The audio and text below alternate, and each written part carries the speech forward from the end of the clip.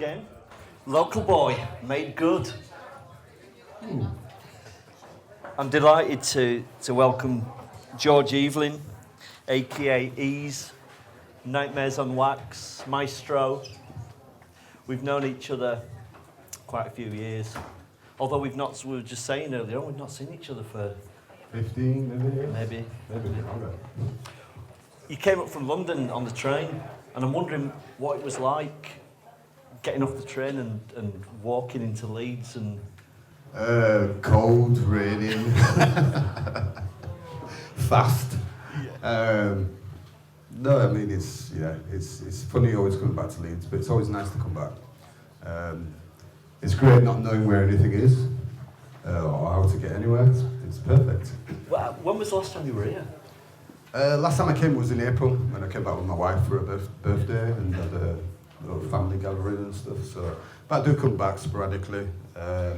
Most of the time I come back to Leeds, I come back for family and, you know, and sporadically bump into the friends that are here as well. And there are a few here tonight, aren't there? I haven't seen people yet. Who's that? Who's that? There's my oldest friend here, Frankie. My oldest friend. Hi, Frankie. There's not many people that I meet in my life that have friends from such the young age that I have a friend, and I'm very blessed for that. So thank you for that, Frankie. Who else is here who knows George? Intimately. There's a gentleman over there. Intimate. Well, it depends what you mean by the definition of intimidatingly.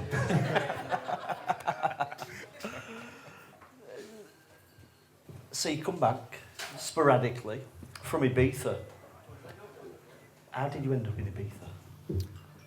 Really, it was, I believe, my journey, or our journey as a family, and as my relationship with my wife, has been something that's been sort of evolving over probably since 1999. First time I ever went to Ibiza, I went to Ibiza in 1988 with Kevin, my original Nightmares and Wax partner. We will give a shout to. We went on a 1-week holiday to Ibiza in 1988. Didn't know anything. Posse clubs. Well, we didn't know anything about it. You know, we were downbeat posse. We were, you know, we were into the whole illegal party scene and all that sort of stuff and that. You know, there was no glow sticks and all that shit when we were doing it. Yeah, so it was just, you know, that was our thing. And me and Kevin managed to get some money together, and we was like, you know what, we need to go on holiday. So the first time we ever got on a plane, we went to Ibiza in 1988, the summer of '88. Didn't know anything about it. Didn't know anything about this Balearic stuff or anything like that. We just went, like, totally blindly, and ran out of money after 3 days. Lived on chips and San Miguel and bread in the West End. Went to Amnesia and then tried to walk back in baking heat. It was just like, yeah, proper amateur vibes, you know. So, but that was the start of my connection to Ibiza. And then in the 90s, going back there, you know, like odd times, and then being involved with the whole Soak and Uppy Ronson sort of crew that were doing their stuff and going out and doing the opening of Space Terrace, you know, as a PA with a girl called Tara and with Shovel, who I met actually on stage. We met basically in Ibiza, that was '94. And then going back again every couple of years, and then in 1999, I went on a holiday there. It was the first time ever I could afford to hire a car. And I was actually on the Car Book So tour at the time. And I'd asked Amanda to book as a holiday in Spain. And she's like, yeah, I've got a really, really cheap one. It's £160. It's like, wow, in Ibiza, what, for a week? She's like, yeah, it's amazing. It's like, right, okay. So I came off this 3-month tour, and we arrived at Ibiza airport, and basically we come out and somebody started shouting, camping, camping. I looked at Amanda and was like, what? She's like that. And we were booked to stay in a caravan in Ibiza, which is exactly what I wanted to stay in after being on tour, and the tour was for like 3 months, you know what I mean? So, but actually... Did you lose it? Nah, do you know what I mean? I found it. Let's put it that way. I found it because at that point, because we could actually, we were lucky enough to be able to hire a car. I saw the island for the first time ever. So many people go to Ibiza and do the clubs, do the San Antonio, play the Bossa, Pasha, this, that, and think they've been to Ibiza. I can just say one thing, maybe not. You know, there's so much more to this island. I believe that the club scene, the party scene, and all the things that people hear about Ibiza is 10% of what the island really is. And in 1999, we were able to drive around the island and see all these wonderful places, and that's when I saw Ibiza, and that's when we fell in love with Ibiza. And I can't say at that point we knew we were going to live there until we look back on some video footage of what we said in the videos and stuff, like maybe, 7, 8 years later.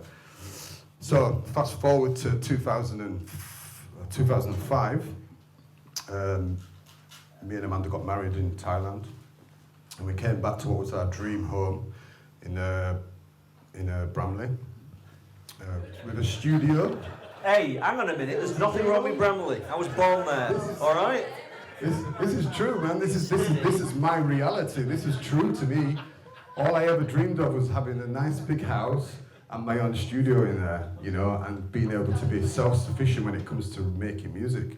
And I had that, do you know what I mean? And it took me a couple of years to adapt to that because I come from cobble streets, terrace houses, one down, and all that sort of stuff, washing lines, stuff like that, pigeon sheds, stuff like that. That's where I come from, man, So, and that was our dream home. But we came back from Thailand, and we were like, this is just bricks. This is not us, It's just like, who are we?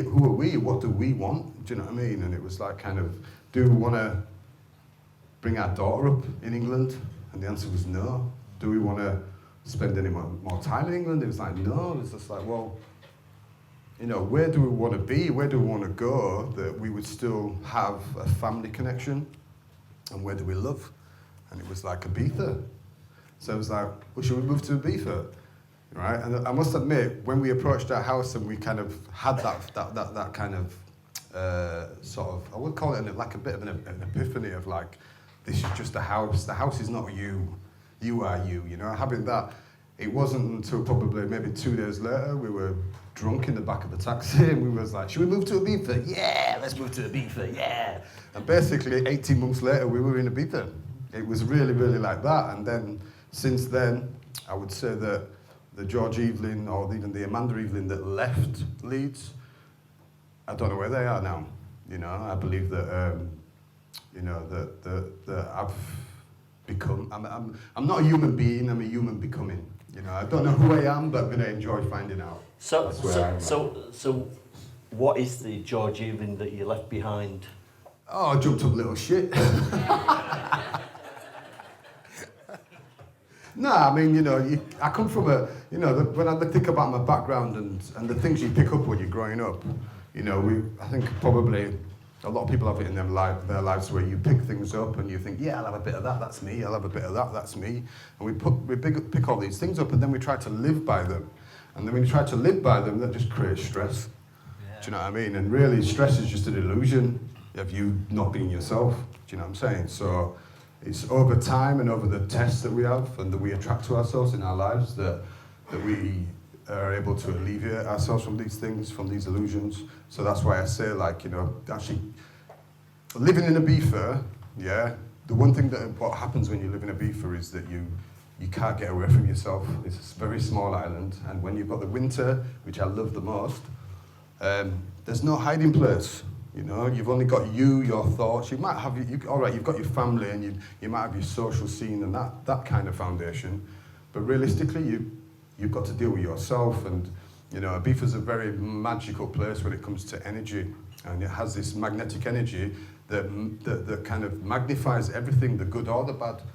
So I would say, as advice, if you go on holiday in Ibiza, don't take your shit there, because it'll just blow up in your face, because that's what happens. That's why people go there and have arguments and lose it and all that kind of shit. But there's a positive side to that, is that you can use that energy for the good.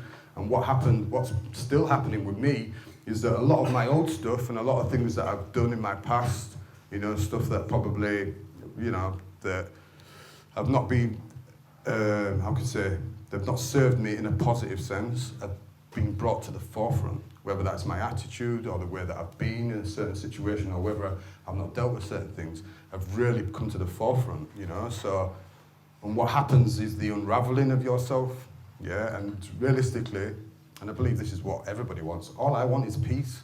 All I want is to be able to wake up in the morning and be peaceful and be happy and see that in everything that I look at and connect with, you know, and I see the things that have happened to me in my life or the things, or the way that I've been in my life, yeah, that have not been peaceful.